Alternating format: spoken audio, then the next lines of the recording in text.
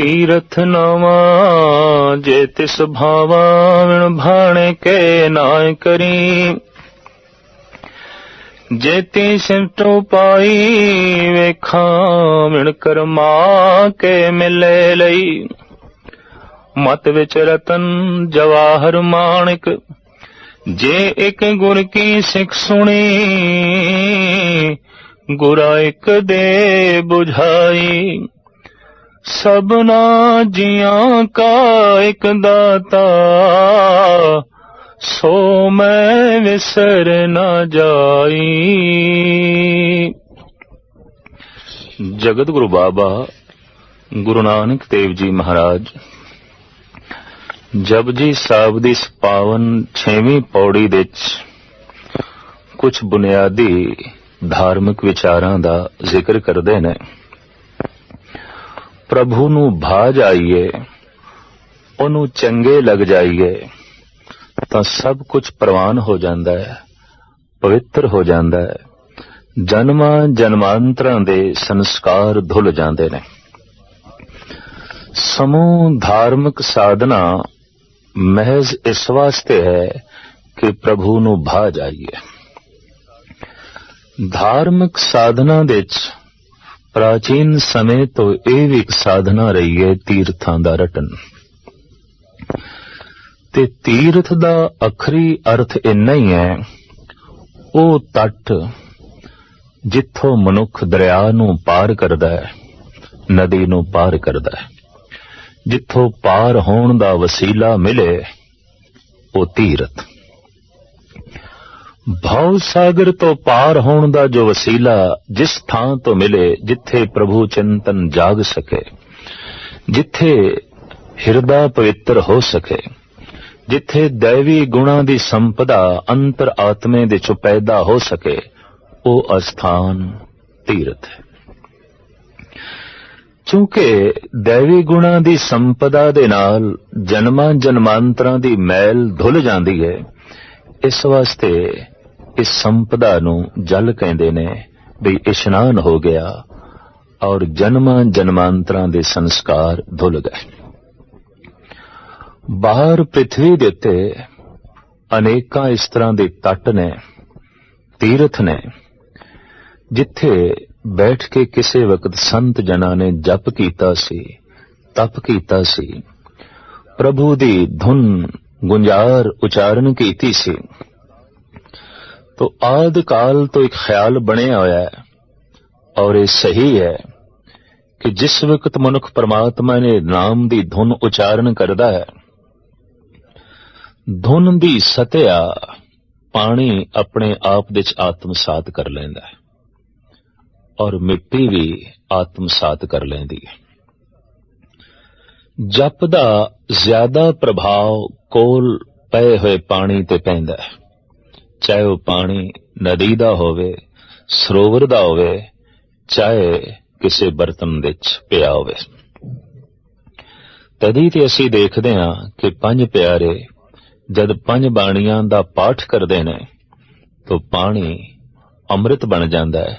पानी बाणी नूं अपने आप विच आत्मसात कर लैंदा है, अपने विच लीन कर लैंदा है। शब्द दियां तरंगां नूं पानी अपने विच आत्मसात करन दी पूर्ण तौर ते समर्था रखदा है। इस तरह दे जल नूं, इस तरह दे पानी नूं अमृत आख्या गया है। जिन्हां नदियां दे तट दे ते ऋषि मुनियां ने, संत जना ने बहुत जप कीता है, बहुत तप कीता है ते प्रभु नाम दी गुंजार ज्यादा उचारण कीती है। वो नदियां अज तक पूजनीक गिणियां गईयां ने और पूजियां जांदियां ने। महज मतलब इतना है कि उन्हां नदियां दे जल ने नाम नूं, नाम दी धुन नूं, शब्द नूं अपने आप विच आत्मसात कीता। दूसरा प्रभाव पैंदा है खाक ते, मिट्टी ते। इस वास्ते आद काल तो सतपुरुषां दे चरनां दी खाक मस्तक ते लोग लांदे रहे ने और इहदे च सुख आनंद हासिल करते रहे ने। ईरान दे एक प्रसिद्ध संत हाफिज दा कहना है, सुरमा कुंतो खाक औलिया ताबा बीनी इब्तिदा ता इंतहा।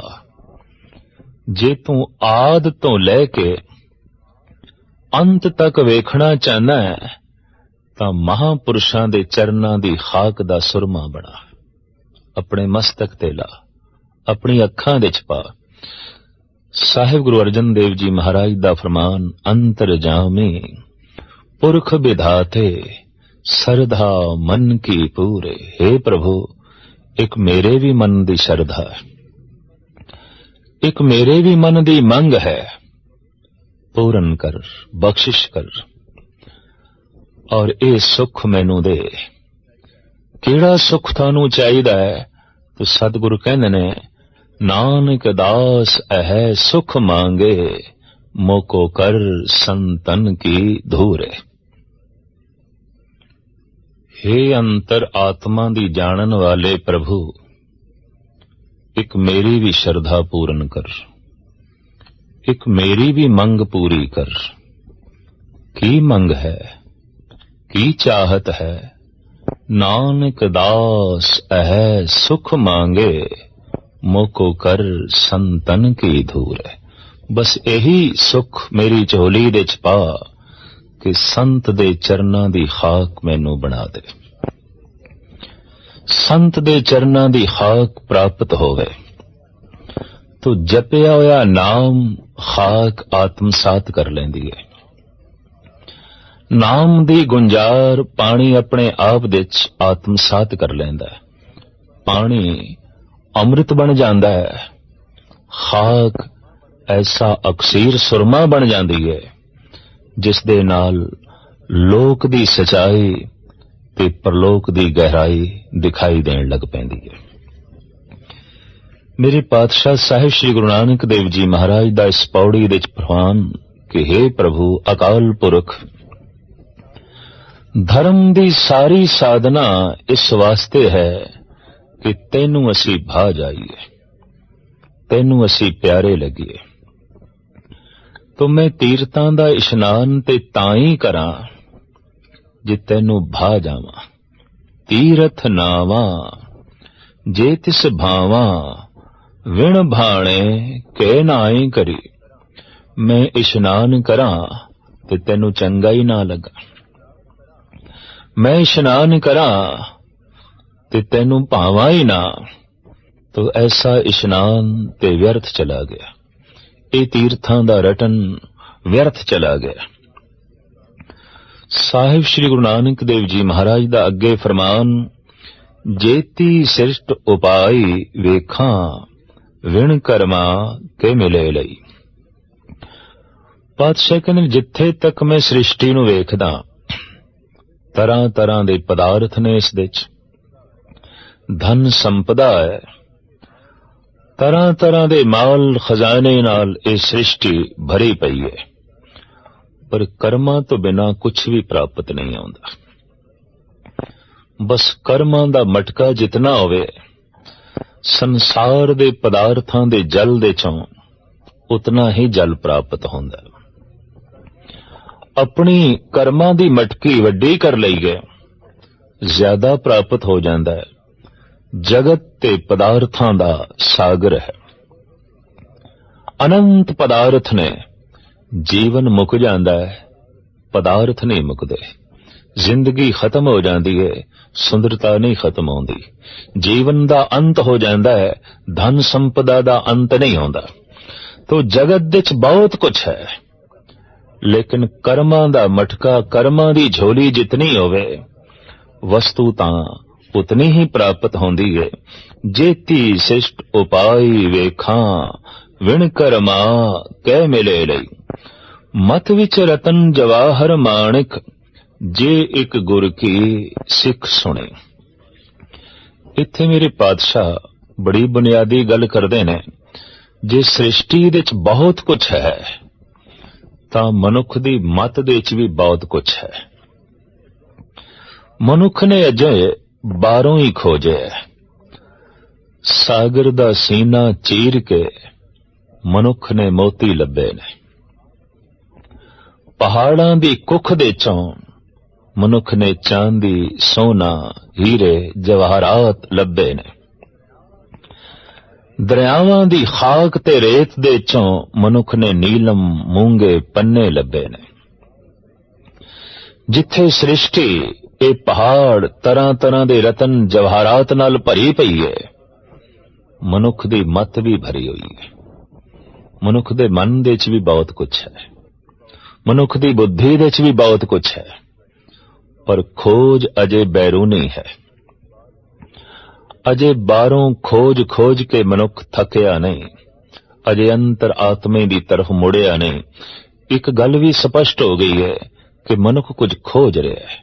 बैठिया उठदिया चलदिया सौंदिया जागदिया मनुख दी चेतना कुछ तलाश कर रही है, कुछ खोज रही है। और सियाणे ते कहंदे ने खोज दा ना ही मनुख है, खोज नूं ही मनुख कहंदे ने। ये तो ठीक है कि बाकी जीवन दे अंदर भी खोज है, पर सिर्फ रिज़्क दी खोज है, सिर्फ रोजी दी खोज है। पंछी भी सवेरे कुछ ना कुछ तलाश करन नूं उडारियां मारन लग पैंदे ने, दूर दराज तक जांदे ने, पर तलाश करदे ने सिर्फ रिज़्क।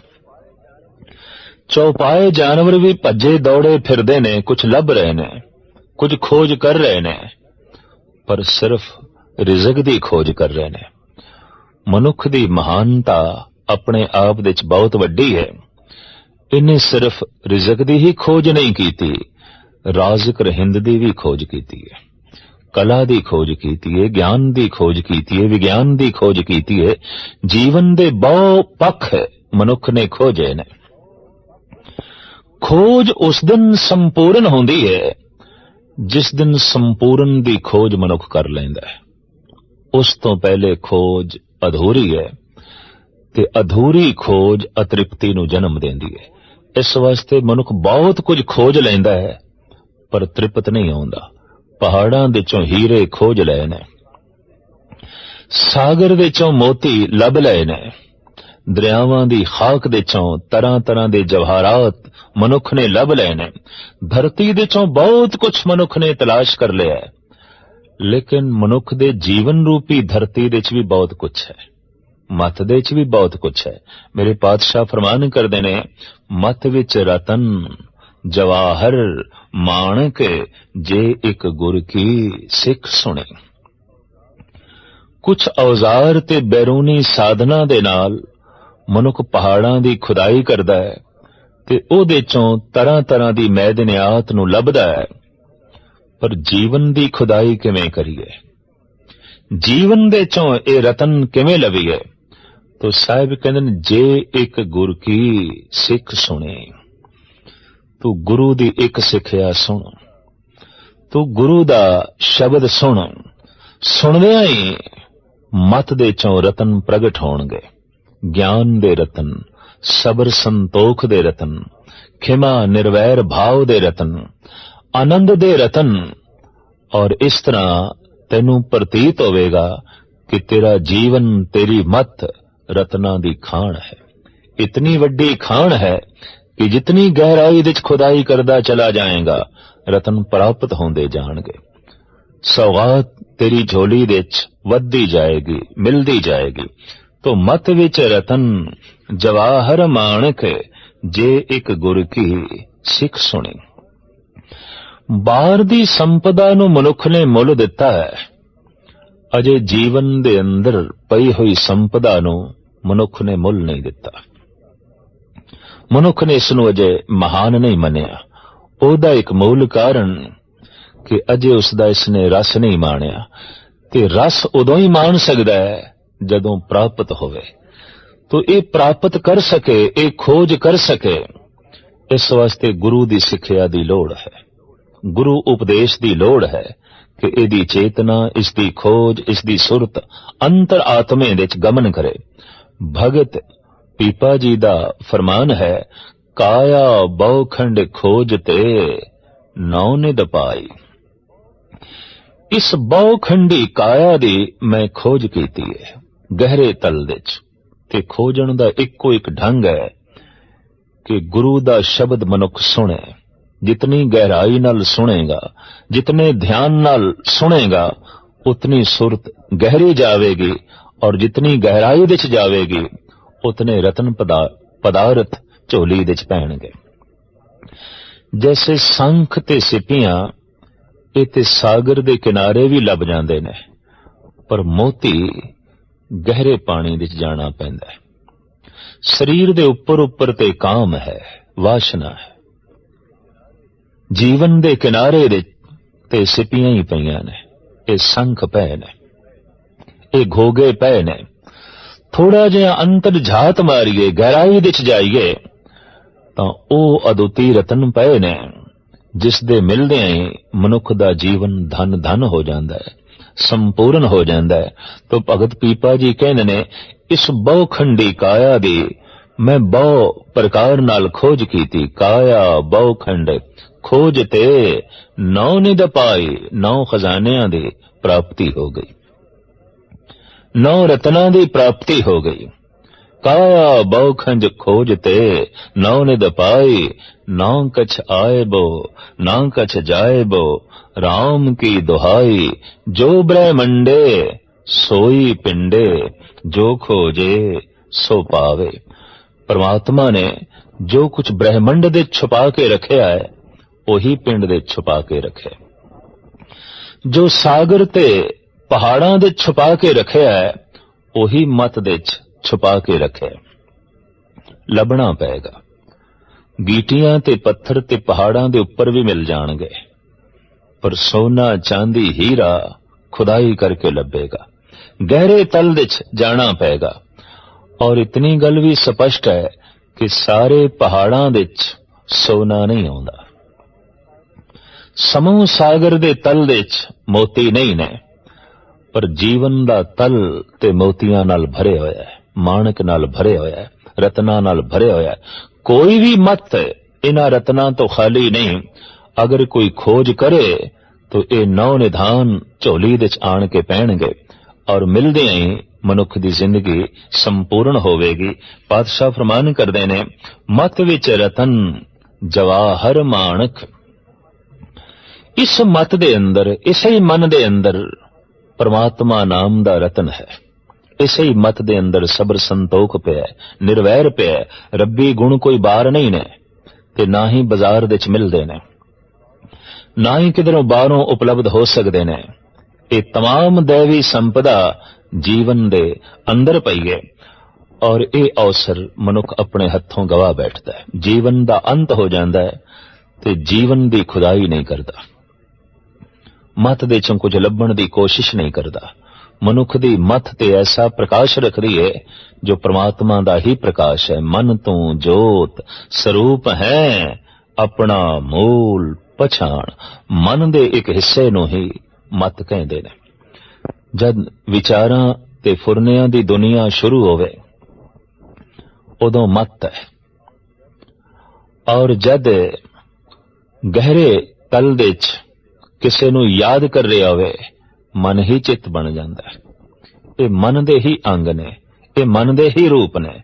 तो मन नूं खोजदियां रब आखिर प्राप्त हो जाता है। इस वास्ते मेरे पातशाह कहते ने, इस मन को कोई खोजो भाई, मन खोजत नाम नौ निध पाई। हे मेरे भाई, कोई तो इस मन की खोज करे। ये ठीक है कि तन की खोज करांगे, खून मास हड्डियां मिंज, इस तो बिना होर कुछ नहीं मिलना। तन दे जितने भी गहरे तल विच चले जाइए, मांस तो बिना, दुर्गंधी तो बिना, खून तो बिना, बिष्टा तो बिना, मिंज तो बिना होर कुछ प्राप्त नहीं होना। हथे होर कुछ नहीं लगेगा। और साहब ऐसा कह भी नहीं रहे कि तन विच खोजना है, नहीं, मन नू खोजो। इस मन को कोई खोजो भाई, मन खोजत नाम नौ निध पाई। खोजो इस मन नू, और इस मन नू जैसे खोजोगे 9 निधान की प्राप्ति हो जाएगी, 9 खजानियां की प्राप्ति हो जाएगी। 6वीं पौड़ी विच मूल उपदेश गुरु नानक देव जी महाराज दा यही कि मत विच रतन जवाहर माणक, जे एक गुर की सिख सुनी, जे किधरे तू एक गुरु दी सिक्ख्या सुन लवें, गुरु दा शब्द सुन लवें, ते तेरे जीवन दे अंदरों, तेरे मन दे अंदरों 9 खजाने प्रगट हो जान। अनेकां अनेकां रतन तेरे अंदर छुपे पए ने। गुरा एक दे बुझाई, सबना जियां का एक दाता, सो मैं विसर न जाई।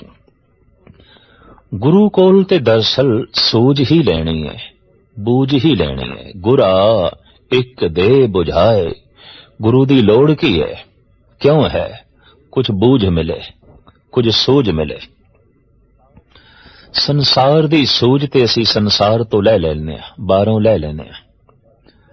धन की है, रूप की है, रंग की है, पदार्थ की ने, ये सूझ ते सानू कदम कदम ते मिल जांदी है।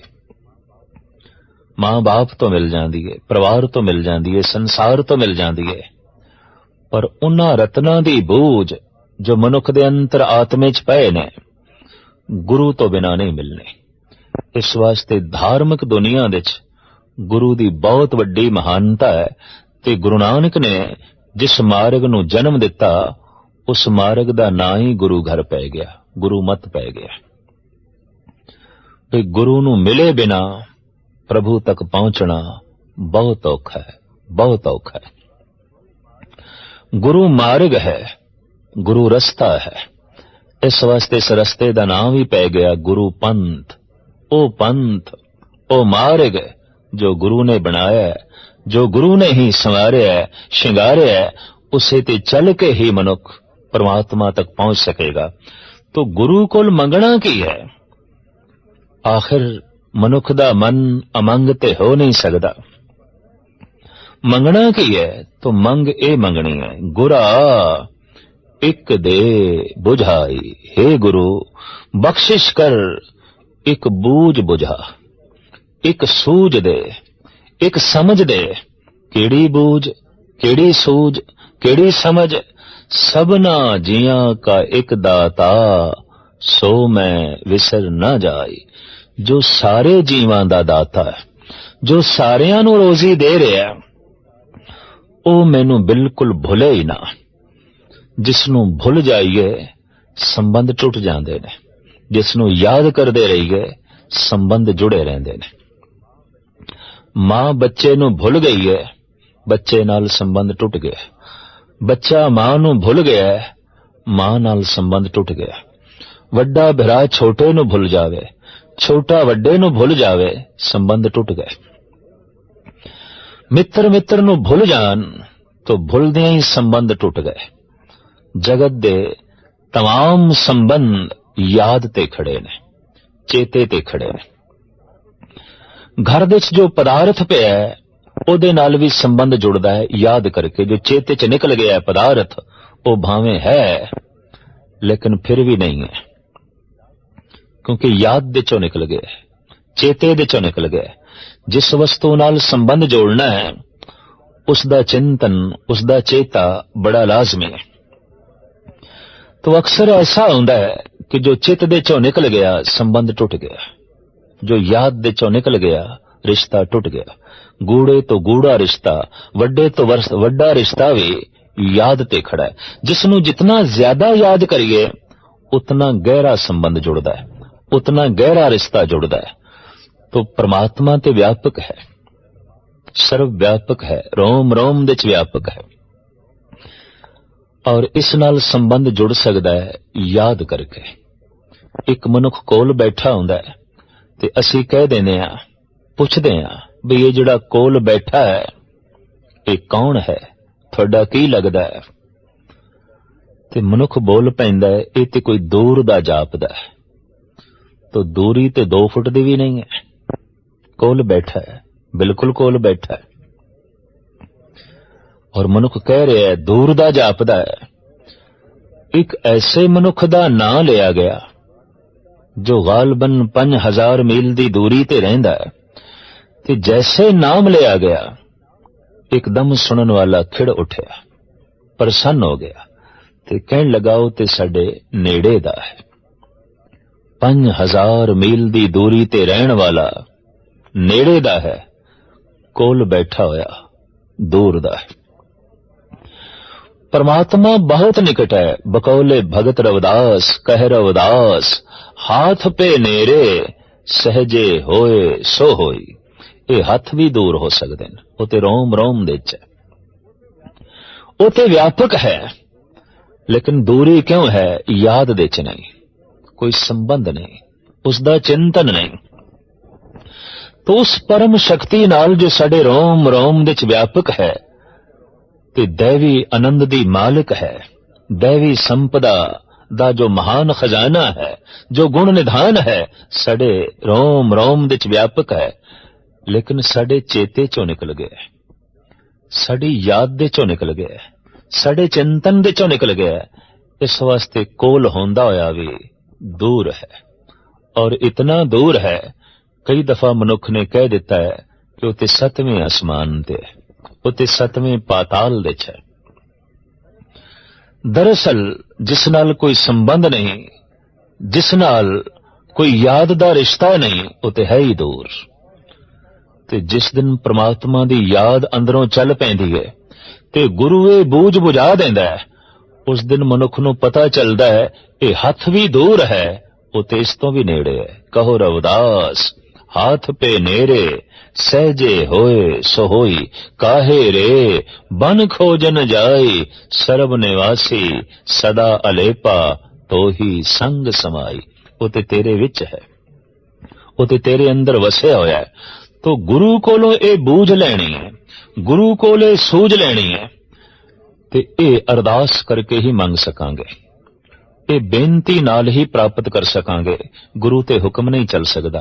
नानक हुक्म ना चलई नाल खसम चले। अरदास तो गुरा एक दे बुझाई, सबना जियां का एक दाता सो मैं विसर ना जाई। जो राज़िक रहिंद है, रोजी दहिंद है, जर्रे जर्रे दी जो पालना कर रहा है, ओ मैनू भुले ना, ओदी याद बनी रहे, और उसदी याद ही जीवन दे चों अनेकां रत्नां नूं प्रगट कर देंदी है, दैवी संपदा नूं जन्म दे देंदी है। जिथे प्रभु चिंतन है उत्थे प्रभु आनंद है, जिथे प्रभु विसर गया है उत्थे सारे दुख ने। जिथे परमात्मा दी याद है उत्थे परम प्रकाश है, ते जिथे परमात्मा भुल गया उत्थे ते मसिया दी रात है, उत्थे ते भटकना है, उत्थे ते ठोकरां ने। और कितनियां ठोकरां ने। गुरु अर्जन देव जी महाराज दा फरमान, परमेश्वर ते भुलिया व्यापन सभे रोग। परमात्मा नूं भुल जाइए, चेते चों उसनूं कढ़ दईए, तां कोई एक रोग थोड़ी व्यापदा है, अनेकां रोग शरीर नूं आके लगदे न, मन नूं आके लगदे न।